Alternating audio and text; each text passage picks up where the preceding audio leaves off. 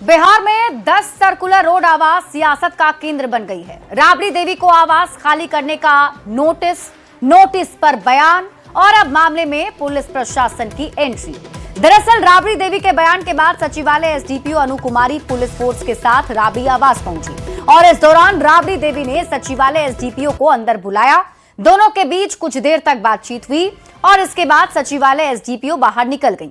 बता दें कि पूर्व सीएम राबड़ी देवी ने फोर्स बुलाकर आवास खाली कराने की चुनौती दी थी।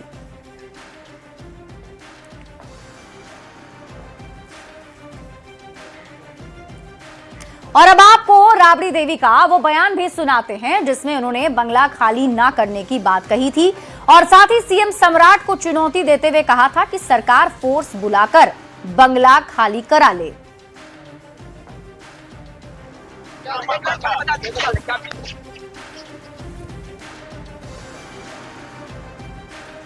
आवास खाली करने के लिए मैडम फोर्स बुला के सम्राट चौधरी ना मुख्यमंत्री बनल है ना।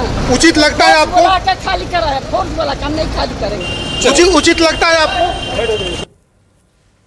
आवास खाली करने के लिए मैडम? फोर्स बुला के सम्राट चौधरी ना मुख्यमंत्री बनल है ना। उचित लगता है आपको? बुला के खाली करा है, फोर्स बुला के हम नहीं खाली करेंगे। उचित लगता है आपको? इस बीच आरजेडी के प्रदेश अध्यक्ष मंगनी लाल मंडल राबड़ी आवास पहुंचे और उन्होंने कहा यह सही नहीं है, इसका सड़क पर प्रतिकार होगा। एनडीए के कई लोग सरकारी आवास में रह रहे हैं जो जीतकर दिल्ली चले गए हैं, उनका क्यों नहीं बंगला खाली कराया जा रहा है।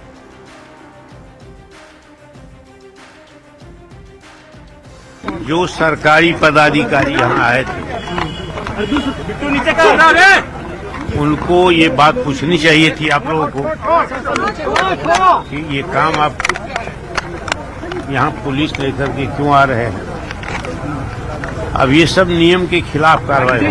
कई ऐसे लोग हैं, सांसद हैं, विधायक हैं, इन दोनों कैटेगरी से अलग के भी लोग हैं जिनके पास अनाधिकृत मकान है, जो लोकसभा में चले गए हैं जीत करके और बिहार विधान परिषद के सभापति रह चुके हैं, उनके जिम्मे अलग मकान है।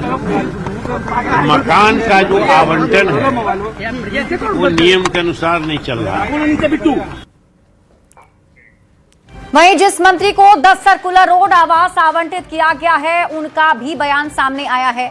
मंत्री नंदकिशोर राम ने राबड़ी देवी पर हमला बोला और कहा दलित समाज से आता हूं इसलिए राबड़ी देवी आवास खाली नहीं कर रही हैं।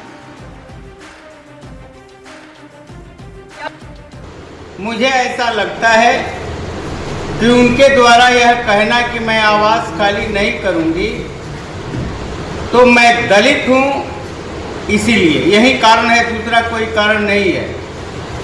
अगर दूसरा कोई कारण होता तो एक बार जो सरकार का निर्देश जारी होता है चाहे जिनके लिए हो वे लोग उस निर्देश को मान लेते हैं, लेकिन मेरा दलित होना अभिशाप लग रहा है। और अगली बड़ी खबर आपको गोपालगंज से बताते हैं। मोकामा के जेडीयू विधायक अनंत सिंह को गोपालगंज एमपी एमएलए कोर्ट से बड़ी राहत मिली है।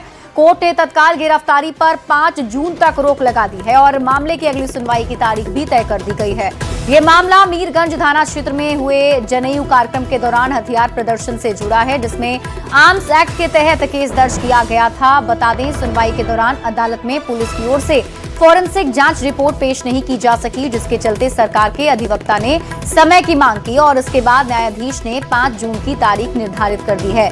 साथ ही भोजपुरी गायक गुंजन सिंह की गिरफ्तारी पर भी कोर्ट ने रोक लगा दी है।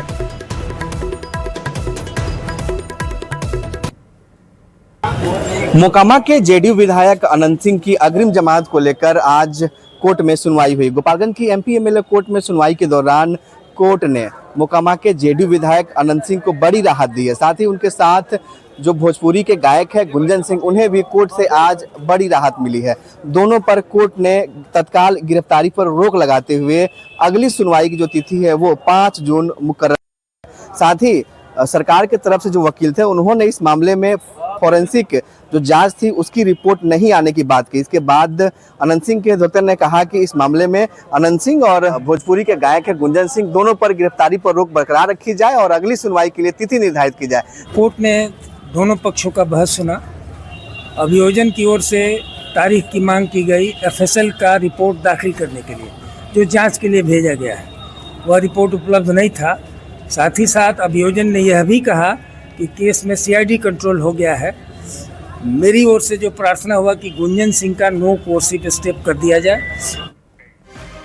बिहार में सरकारी टेंडर में फिक्सिंग के खिलाड़ी ऋषु श्री मामले में सरकार ने बड़ी कार्रवाई की है। ऋषु श्री से बड़े नौकरशाहों की साठगांठ के आरोपों के बाद सरकार ने 2 आईएएस अधिकारी को सस्पेंड कर दिया है। सरकार ने 2017 बैच के आईएएस योगेश कुमार सागर और 2014 बैच की आईएएस अभिलाषा कुमारी शर्मा को निलंबित कर दिया। दोनों पर सीधे तौर पर ऋषु श्री से मिली भगत और टेंडर फिक्सिंग के नाम सामने आए हैं। बता दें कि 27 मई को स्पेशल विजिलेंस यूनिट की टीम ने पटना में ऋषु श्री के फ्लैट में करीब 11 घंटे तक छापेमारी की थी, जिसमें 2 करोड़ के हीरे जेवरात और कैश के साथ ही अवैध संपत्ति के दस्तावेज मिले थे।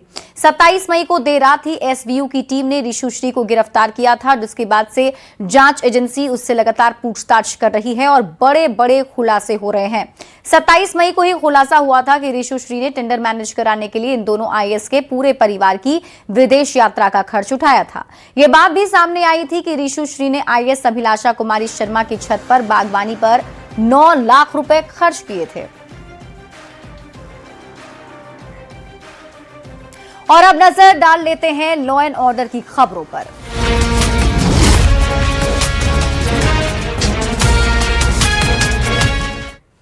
बड़ी खबर गोपालगंज से आ रही है, जहां एक बार फिर पुलिस और कुख्यात अपराधी के बीच मुठभेड़ हुई है। मुठभेड़ के दौरान 50,000 का इनामी अपराधी आकाश कुमार गोली लगने से जख्मी हो गया है।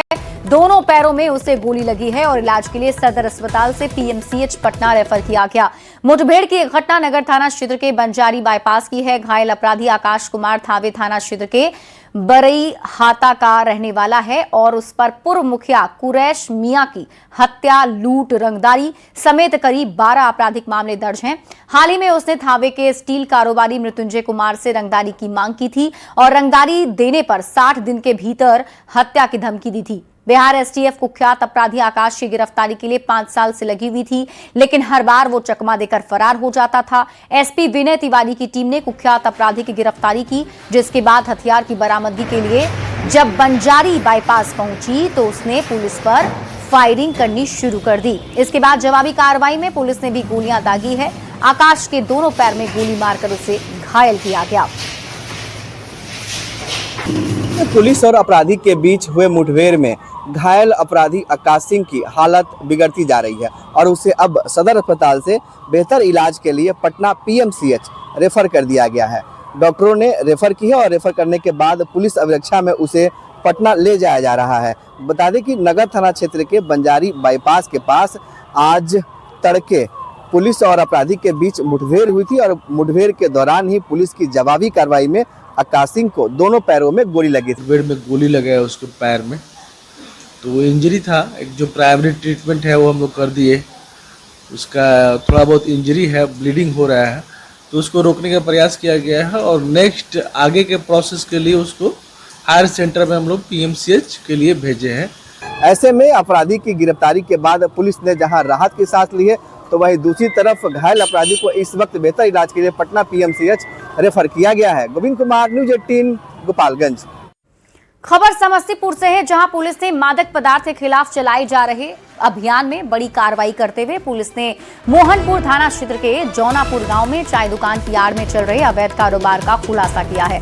पुलिस ने छापेमारी के दौरान 3 कारोबारियों को गिरफ्तार कर भारी मात्रा में प्रतिबंधित कैप्सूल नुमा डिब्बी, मोबाइल फोन, नगद राशि बरामद की। कार्रवाई के दौरान पहले सुरेश राय को गिरफ्तार किया गया, जिसने पूछताछ में चाय दुकान की आड़ में मादक पदार्थ बेचने की बात स्वीकार की और उसकी निशानदेही पर पुलिस ने विनोद राय की दुकान पर छापेमारी कर विनोद राय और बबलू कुमार को गिरफ्तार किया। तीनों के पास से कुल 101 पीस प्रतिबंधित कैप्सूल नुमा डिब्बी, मोबाइल फोन और 25,000 रुपए नगद बरामद किए गए। पुलिस आगे की कार्रवाई में जुटी हुई है। तीनों व्यक्तियों को विधिवत गिरफ्तार किया गया है और इसमें कुल 101 कैप्सूल नुमा डिब्बा में रखा मादक पदार्थ को जब्त किया गया है। साथ में 25,000 रुपया और 2 मोबाइल भी जब्त किया गया है।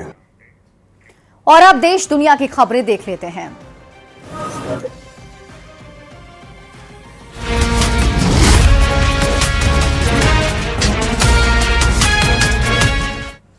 पश्चिम बंगाल से बड़ी खबर मिल रही है। सोनारपुर में अभिषेक बनर्जी के खिलाफ नारेबाजी की गई। ममता बनर्जी के भतीजे हैं अभिषेक बनर्जी, जिनसे मारपीट की गई है। अभिषेक बनर्जी के खिलाफ चोर चोर के नारे भी लगे हैं। सोनारपुर में भीड़ ने अभिषेक बनर्जी को पीटा भी है। सोनारपुर में भीड़ ने अभिषेक बनर्जी के कपड़े फाड़े। ये तस्वीरें टीवी स्क्रीन पर आपको दिखा रहे हैं। ममता बनर्जी के भतीजे अभिषेक बनर्जी को आप देख सकते हैं किस तरीके से लोगों ने बीच में घेर लिया, चोर चोर के नारे लगाए और उनके कपड़े भी फाड़ दिए।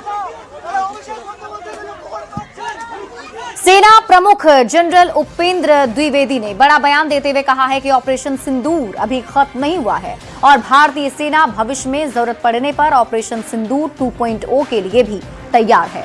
उन्होंने कहा कि फिलहाल केवल शत्रुता में अस्थायी विराम है, लेकिन सेना, वायुसेना और नौसेना पूरी तरह सतर्क है।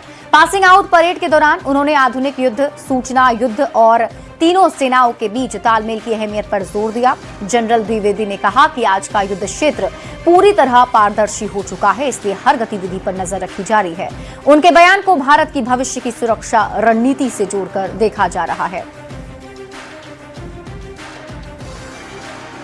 देश के दूसरे चीफ ऑफ डिफेंस स्टाफ यानी सीडीएस जनरल अनिल चौहान ने शनिवार को सैन्य सेवा को भावुक विदाई दी है। दिल्ली में उन्हें त्रिसेवा गार्ड ऑफ ऑनर दिया गया, जिसके साथ ही उनके 4 दशक से अधिक लंबे सैन्य करियर का औपचारिक समापन हुआ। गार्ड ऑफ ऑनर के बाद सीडीएस जनरल अनिल चौहान ने राष्ट्रीय युद्ध स्मारक पर पुष्प अर्पित कर शहीदों को श्रद्धांजलि भी अर्पित की और इस दौरान उन्होंने कहा कि मेरे लिए ये बहुत बड़े सम्मान की बात है कि मैं त्रिसेवा गार्ड ऑफ ऑनर के साथ सेवा से विदा ले रहा हूं।